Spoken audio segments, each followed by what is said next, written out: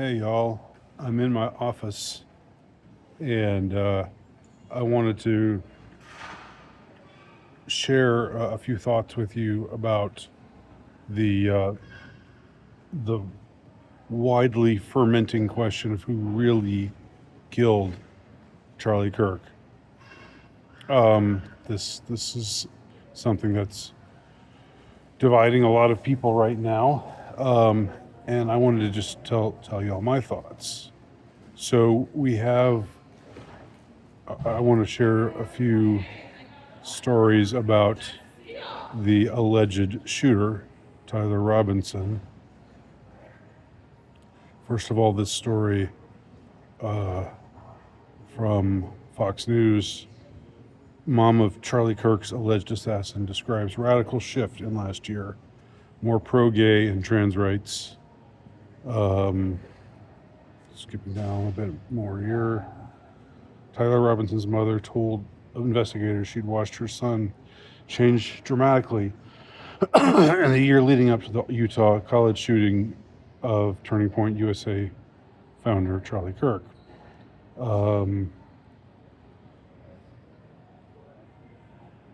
He was once a scholarship recipient with a promising future, but recently become more political, leaning left and supporting pro-gay and trans rights, his mother said. She also recounted heated arguments between Robinson and his father. When it's when it's like, Dad, you don't understand me. When you have a fight with your father, when you and your father butt heads, and you're a young man, that's a big deal. Normally, it doesn't lead to something like this, but I'm just saying it's a familiar thing, right? It's sort of something we've seen a lot of throughout the years. At one point, she told police, this is still the mother of the alleged shooter, Tyler Robinson. Her son dismissed Kirk's Utah Valley University event as a stupid venue and claimed Kirk spreads too much hate. Prosecutors now argue that political hatred was at the core of Robinson's alleged actions. They allege he intentionally targeted Kirk because of his political expression, and his parents recognized him from surveillance video after the shooting. Okay, skipping down a little bit more.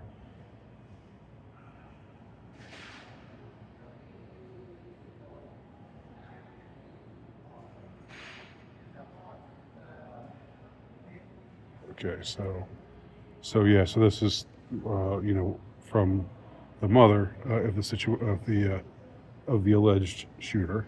All right, and reading from another news story. Tyler Robinson plotted killing Charlie Kirk for over a week. That's the headline.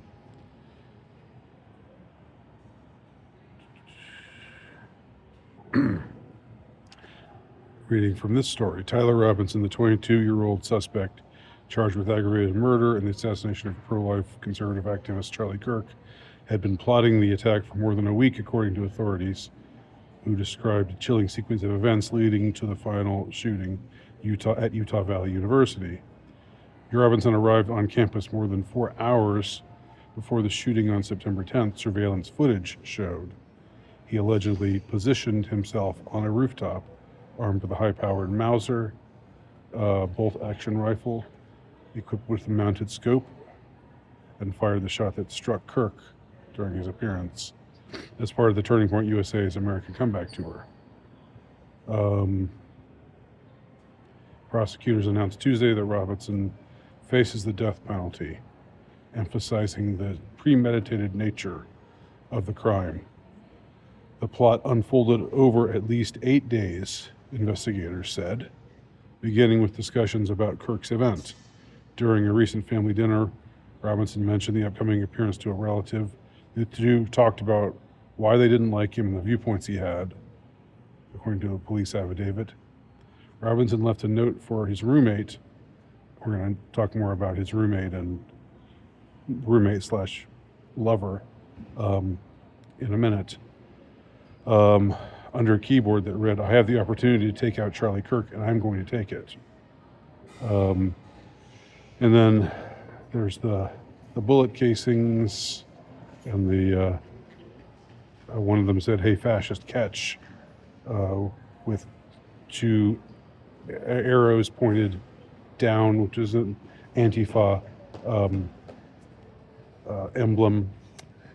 Another one with "Oh, Bella Ciao, Bella Ciao, Bella Ciao, Ciao, Ciao," the left-wing, an anti-fascist song, etc. and so on. So now I'm going to read for y'all the transcript of a Discord chat between Tyler Robinson and his boyfriend Lance (parentheses Luna) Twiggs. This is a young man who identified as transgender and was on his way to I don't know, becoming a woman or whatever, and was starting to go by Luna instead of Lance, his given name. Okay, so here's the transcription of the messages between the two. So Robinson writes, "Drop what you're doing. Look under my keyboard." Note under keyboard, "I have the opportunity to take out Charlie Kirk, and I'm going to take it." Twiggs says, "What? You're joking, right?" Robinson, "I am still okay, my love, but I am stuck in Orem for a little while longer yet." I think that was a misprint. He meant Orem, Utah. "Shouldn't be long until I can come home, but I gotta grab my rifle still. To be honest, I had hoped to keep this secret until I died of old age. I'm sorry to involve you." Twiggs, "You weren't the one who did it, right?" Robinson, "I am. I'm sorry." Twiggs, "I thought they caught the person." Robinson, "No, they grabbed some crazy old dude, then interrogated someone in similar clothing. I had planned to grab my rifle from my drop point shortly after, but most of that side of town got locked down. It's quiet, almost enough to get out, but there is one vehicle lingering." So this is, I guess, in the aftermath of the shooting, maybe a couple hours afterwards. And talking about some crazy old dude, that crazy old dude was this weird character named George Zinn, who gave himself up and said he was the shooter, but later said he was trying to purposely distract authorities so the real shooter could get away. Although we'll get to that little side note in a minute. But it seems that Robinson didn't know who he was. He was this old guy, George Zinn, doesn't appear to be a part of the plot. In that he and Robinson don't appear to have been in cahoots about Zinn being a distraction. This is just something that George Zinn decided to claim he was the shooter to create a distraction so the real shooter could get away. And since then he's been charged with possession of CP. Interesting. And yeah, that's something to come back to, definitely. All right, so the conversation between them continues. Twiggs, the boyfriend, asks, "Why?" Robinson, "Why did I do it?" Twiggs, "Yeah." Robinson, "I had enough of his hatred. Some hate can't be negotiated out. If I'm able to grab my rifle unseen, I will have left no evidence. Going to attempt to retrieve it again. Hopefully they have moved on. I haven't seen anything about them finding it." Twiggs, "How long have you been planning this?" Robinson, "A little over a week, I believe. I can get close to the rifle, but there is a squad car parked by it. So he's very fixated on trying to recover his rifle. I think they already swept that spot, but I don't want to chance it." And Robinson continues, I wish I'd circled back and grabbed it as soon as I got to my vehicle. I'm worried what my old man would do if I didn't bring back Grandpa's rifle. This is his grandfather's hunting rifle that he used, apparently, to carry out this assassination. IDEK if it has a serial number, but it wouldn't trace to me. I worry about prints. I had to leave it in a bush where I changed outfits. I didn't have the ability or time to bring it with. I might have to abandon it and hope that they don't find prints.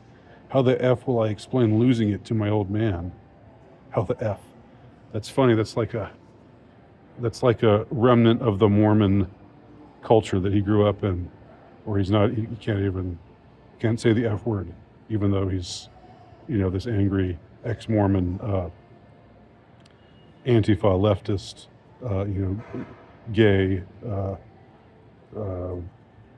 gay guy with a transgender lover. But he's still saying, what the F? Or how the F will I explain it to my old man? Only thing I left was the rifle wrapped in a towel. So you see he's very fixated on the idea of recovering the rifle, which he didn't, which I guess the authorities found the rifle where he had stashed it, tried to stash it away. So Robinson continues, remember how I was engraving bullets? The effing messages are mostly a big meme. If I see notice bulge OWO on Fox News, I might have a stroke, all right? I'm gonna have to leave it. That really effing sucks. Judging by today, I'd say Grandpa's gun does just fine. IDK. I think that was a $2,000 scope. Smiley face, smiley face. So that was the conversation on Discord between Robinson and Twiggs. So the conversation goes on. Robinson, delete this exchange. Robinson, my dad wants photos of the rifle. He says Grandpa wants to know who has what. The feds released a photo of the rifle and it is very unique. He's calling me right now, not answering. Robinson, since Trump got into office, my dad has been pretty diehard MAGA. Robinson, I'm going to turn myself in willingly. One of my neighbors is a deputy for the sheriff. Robinson, you are all I worry about, love. Twiggs, I am much more worried about you. Robinson, don't talk to the media, please. Don't take any interviews or make any comments. If any police ask you any questions, ask for a lawyer and stay silent. Which apparently he did not do. Apparently Twiggs, once he was questioned by the authorities, cooperated, and that's why we have this information, because he showed it to them. All right, here's something about the older man, George Zinn, who has just since been arrested for possession of CP, which is interesting. According to a report by the Daily Mail, 71-year-old George Zinn, who was handcuffed at the scene immediately following the shooting, in photos and videos that went viral online, intentionally interfered with the police response. He admitted to causing a distraction to keep law enforcement away from the shooter, now alleged to be 22-year-old Tyler Robinson. He was later taken to a hospital to deal with a pre-existing medical condition and made a further disturbing admission saying he wanted to be a martyr for the person who was shot. What? Wanted to be a martyr for the person who was shot? Zinn has a long history of being a political activist and now faces charges relating to the stunt he pulled after Kirk was shot. He faces second-degree felony obstruction of justice, as police believe they had to take resources away from finding the real killer. That was his whole goal. Video posted online shows Zim shouting, "Shoot me," as police led him away. So he intentionally tried to help the shooter escape but he didn't know who the real shooter was. It seems, and according to the conversation that I just unspooled for you between Tyler Robinson, the alleged shooter, and his boyfriend uh, uh, Lance Twiggs, uh, Tyler Robinson was surprised to see some weird old guy get taken in afterwards. Um,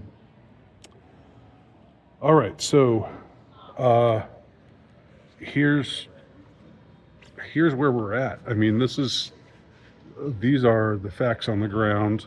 You know, um, we have the killer, the alleged killer, um, owning up to the fact that he wrote those things on the shell casings. So he said, if they read notices bulges, which is this furry, this trans furry kind of saying, notices bulges, oh whoa, oh woo. If they read that on Fox News, I'll have a heart attack. I'm not sure if he was saying that he'll think it's funny, or that it'll make him just I don't know, or something else. It sounds like he's saying it'll be hysterical if they read that message on Fox News. And I'm looking at this. I'm looking at these reported facts here, and it kind of makes sense to me. And I know, my conspiracy credentials are impeccable.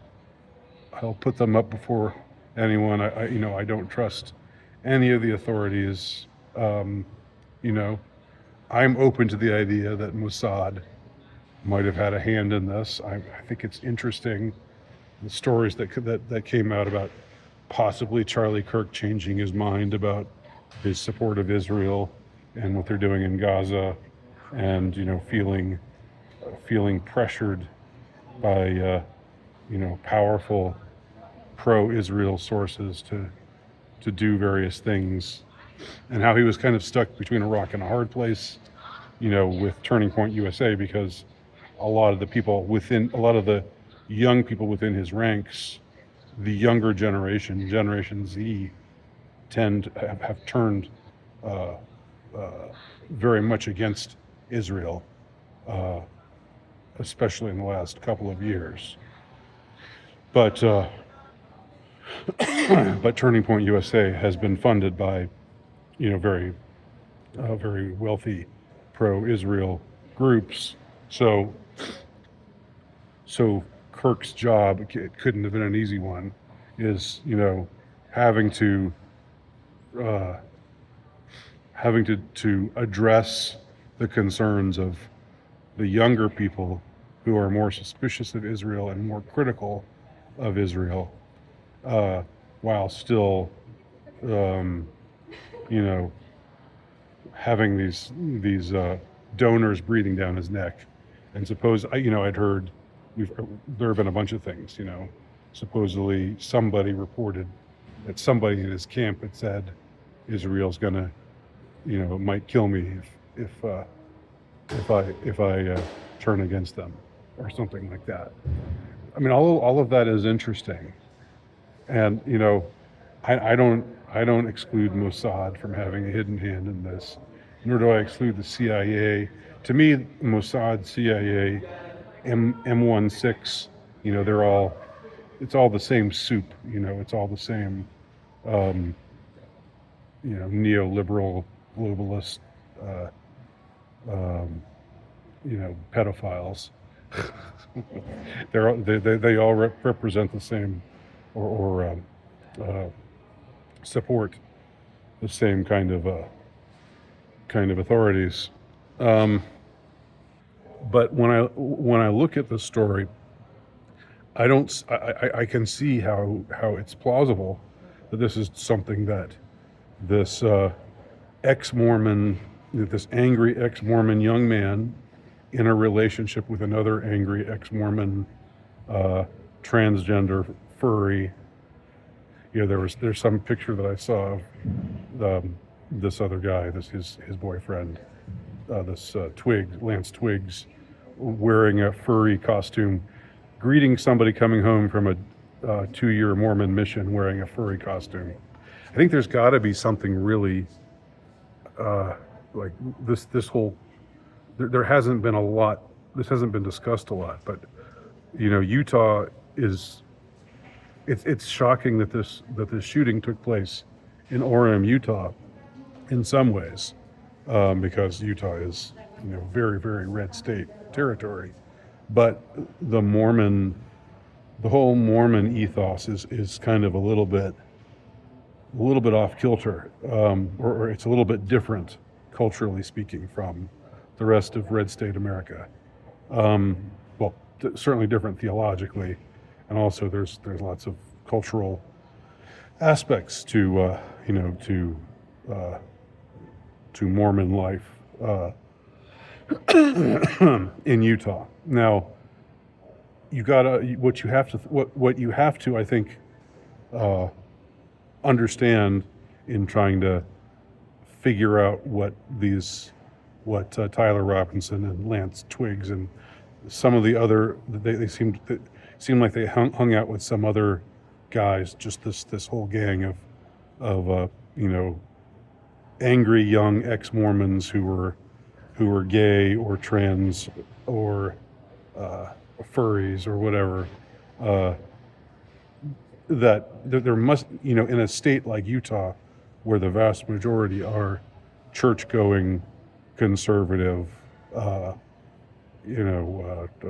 straight-laced kind of people. It's kind of a throwback state in a lot of ways. It's like, I've visited there a couple of times.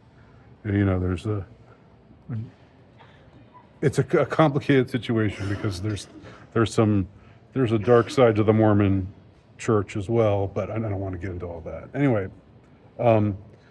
if you're one of those people, if you're living in Utah and you are one of these dissidents, and you're young, and you hate your father. Your father's this, macho, stalwart, conservative, hunter type. I could understand that. I could see this just being the Tyler Robinson choosing to do this on his own. Maybe some other people there were other young trans types who were posting strange things like, "Oh, something's going to happen tomorrow. Something's going to happen to Charlie Kirk tomorrow. Watch the news," which suggests that maybe more people knew about this. Although from the exchange between Robinson and Twiggs, it doesn't look like Twiggs had any idea that Robinson was up to.